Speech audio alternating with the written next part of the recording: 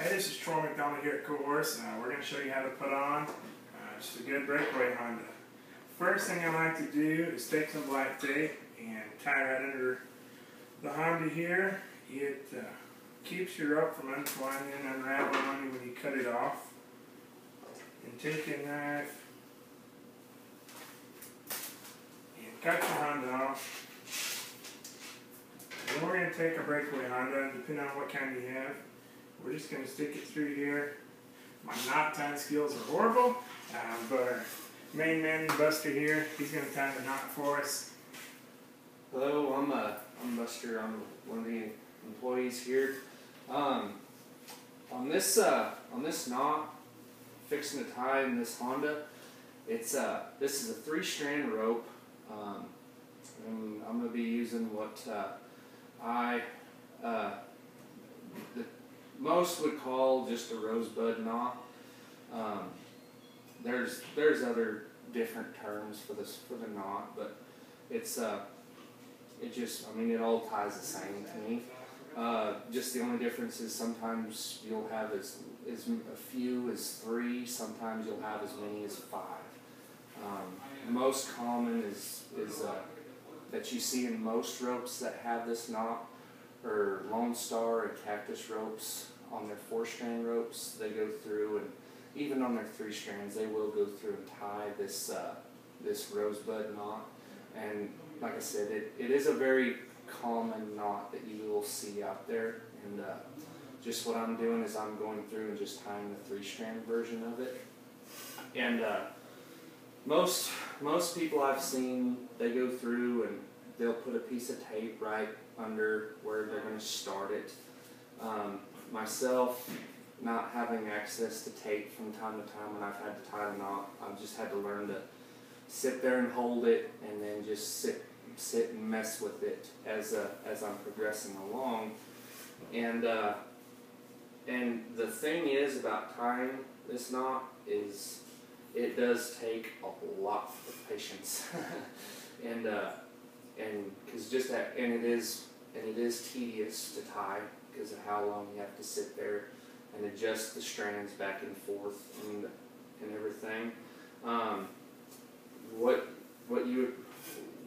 would be good to do is go through and start with your farthest back string away from you, which would be this strand here, and you go through and you bring it around like this, and then go through. Then you can, sometimes if you know how to go through, if you get a good idea what you're starting with, you can go through and start gathering strands up as you're going along, just picking them up. But most times, like even it takes me just a one time to get through it, undo it, and then go back through and tie it again. So most times, like I said, you can just go through and just sit there and just really, like I said, it takes a lot of patience, and it is pretty tedious to tie. But then you'll kind of get to this point here, and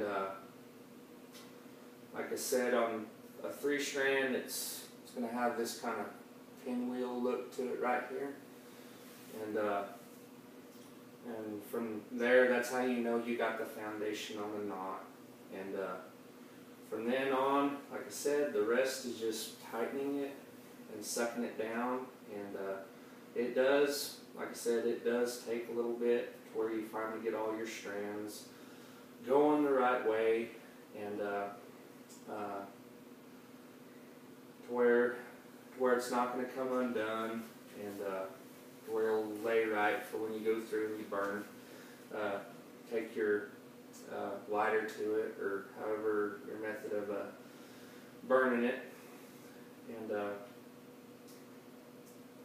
but like I said, it can be time consuming too. It just depends on some ropes are going to go through and they're gonna just lay over real easy and tie, and others that like I said, it just depends on what type of material your rope's made out of. Poly sometimes, like this is just a polycalf rope here. Polys are just a hair bit stiffer. Once you get down to this point here, it kind of takes a little bit of playing around with the strands to go through and get them to where they're soft enough to bend.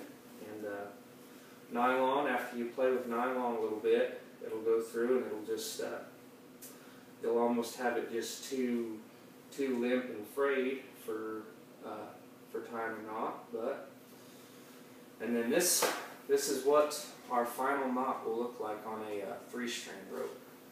And this is me just going through just by hand and just sitting there just playing with it to where it'll suck down on its own.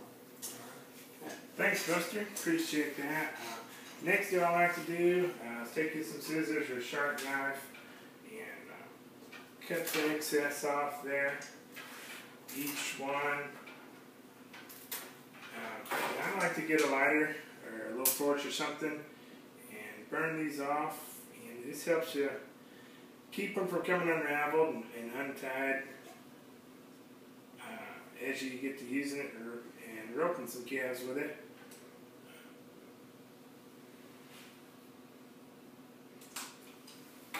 Once you do that, just pull your Honda down. You know, if it's got too much slack in there, one thing I did growing up is stick me a piece of tape under there, and it will take the slack out of there and keep that Honda straight. And so now it doesn't turn near as much. Pop it in there, and you're ready to go run some. Again, Troy and Buster here at Cool Horse. Thanks for watching.